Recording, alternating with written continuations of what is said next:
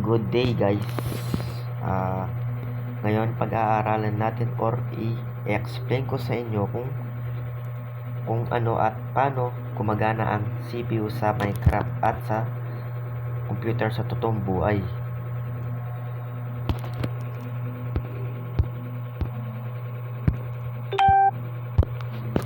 Una, ito yung mga parts ng or hardware ng computer. Take note mga guys, take note lang guys. Hindi po sa akin tong diagram na to. Galing po kay Matt Batwings. Take note, hindi po sa akin to. Hiniram ko lang po ito. Kaya shoutout po sa kanya. Okay, balik tayo sa explain natin. Ang unang parts ng CPU ay ito, yung kulay blue. Itong register file or reg file.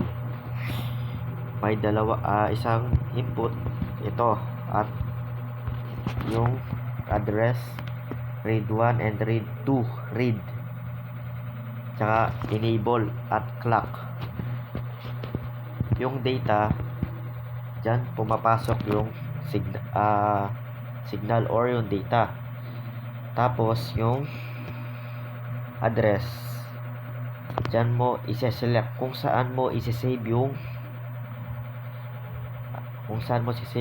data. Yung read 1 at read 2 yan yung kung saan mo ipapalabas or kung saan mo yung parang dual single input to, dual output naman to, para naman dito sa ALU or arithmetic logic unit. Ito yung magiging temporary storage or dito yung masasave yung mga data, at ito naman yung magka-calculate or yung magpo-process ng mga data. Yan arithmetic logic unit or ALU. Yan dalawang yan mga guys, mahalaga yan para sa CPU. So yan ang CPU or yan ang parts ng CPU. Mahalaga yan mga guys. Tapos dito naman tayo sa instruction memory. Itong instruction memory, ito yung nag-uutos or yun siya yung nagko-command sa CPU kung anong gagawin niya. Siya ang nagko-command. For example, gusto mo nang gusto mo yung 1+1, yung parang ganun, ilalagay mo yung code dito. Yan, ilalagay mo dyan yung code na gusto mo. For example, 1+1, ilalagay niya dito. Yung 1, ilalagay niya dito. For example una, yung data ilalagay mo 1+1 for example. Ngayon, yung 1+1 pupunta dito. Una, pupunta sa data. Ngayon, isi-save mo para hindi mawala yung data. Ngayon, magsiselect ka ng address kung saan mo isi-save. For example, 1. Ngayon, i-enable mo muna para gumana yung write or address tsaka yung read 1 and read 2. Pagkatapos mo mag-select ng address or yung kung saan mo ilalagay, i-store yung data. Ngayon, i-clock mo or i-refresh mo para ma-save yung data. Ganun din sa isa pang WAN. Ngayon, ang purpose nitong dalawang RAID 1 or R1 at R2 or RAID 1 and RAID 2, dyan mo ipapalabas kung anong output ang gagamitin mo. For example, dito sa R1, ito yung R1. Ito naman yung R2, ito yung R2. Ito yan. Yan o, sa arithmetic LU, nakikita yung 02 at 01. Yan. Ngayon, pipili ka ng logics or for example, addition. Itong LU naman, i-add or i-add. Ngayon, dahil na-add yan, itong line na to, ibabalik dito. Yan. Sa data. Ganyan gumagana yung CPU. Pasensya na guys kung medyo hindi mo maintindihan. Pero sa susunod na mga video ko, ipapaliwanag ko ng maayos. Pero for now, ito muna mga diagram muna i-explain ko. Sa susunod na video, gagawa tayo ng mas malinaw na video at explanation. Ito naman yung isa pang parts or hardware ng computer. Ito yung PC or program counter. Ito yung nagko-control din naman. Ito yung nagko-control sa instruction memory. Nakikita yung arrow nakatutok dito sa address. Pag nagka-count yan mga load, guys, for example, meron 1 dito. Tapos dito 0, 1, 2, 3, 4. Tapos yung 0 mo by code. Pag 0 yan, may lalabas na code at yun yung susundan ng CPU. Yung 1, for example 1, nag-count ng 1 ito, nagdagdag ng 1. Nagdagdag ng 1 ito, masiselect yung 1 dito. At yun naman yung susundan ng CPU. Parang ganun mga lods. Guys, dito naman tayo sa data memory. Itong data memory na to parang katulad lang ng register file,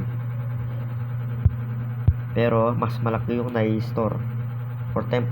Medyo yung parang hard disk drive mga guys, hard disk drive. Ito yung pinakamalaki or medyo malaki lang, pinakamalaking memory, katulad nitong instruction memory. Pero ito nagbabago-bago. Itong instruction memory nagbabago ng program or data. Pero ito data memory, ini-store or tinatago muna yung data. Ito yung address at ito naman yung data. May read and address din, guys. May enable and clock din or refresh.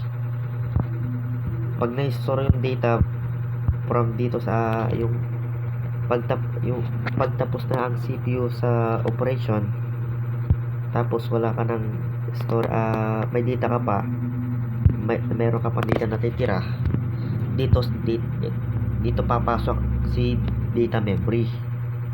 Si data memory, kukunin niya yung natitirang data at i-store o itatago muna para sa next operation. At pag kailangan ulit, itong line na to sa output niya, ito, yan. Wait, yan output niyan. Yan, look back or babalik sa register file para ulitin yung command. At ito yung hardware diagram. Register file, ALU, instruction memory, at meron pa dito yan mga lods. Dito sa ilalim pero nakatago lang mga lods, guys. Ito yung data memory. At ito naman yung PC or program counter. Pero hindi muna natin isasali itong call stack. Pang advance yan mga lods, guys. Advance yan para sa mga magagaling na computer teacher lang magtuturo niyan. Si Matt Batwings. Ito yan no, Matt Batwings. Correct me if I'm wrong. Kung mali ba ako sa pag-pronounce. Kung gusto nyo pang kung gusto nyo pang ng ganitong video, mag-like, like and subscribe kayo, at huwag nyo rin kalimutan mag-subscribe kay Matt Batwings. Medyo hindi ko pa alam yung pang-pronounce nito, pero subscribe kayo sa kanya. Ito, papagita ko yung YouTube channel niya.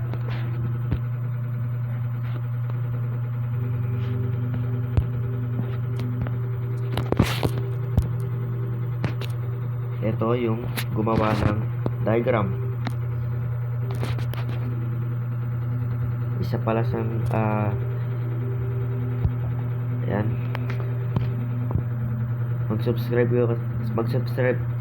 kayo sa kanya. Marami siyang video na tungkol sa redstone. Katulad nito. Yan. Marami siyang video tungkol sa redstone.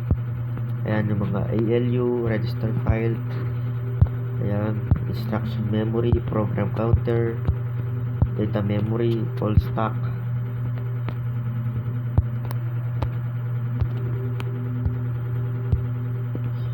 At yun ang explanation ko tungkol sa CPU. Pasensya na mga guys, or medyo di pa akong marunong mag-report or maggawa ng video ng katulad nito, kaya sa mga susunod magiging malinaw na ang aking pag-explain. Pero kung hindi pa natintindihan, panoorin nyo lang itong video ni Matt. Itong introduction to computing. Let's make a redstone computer. Yan. Diyan ni-explain ni Matt. Take note mga guys, hindi pala to Filipino. Hindi Filipino yan. Yun lang guys. Thank you for watching, and this is the end video. Don't huwag niyong kalimutan mag-subscribe at like. Yun lang mga lord. Bye bye.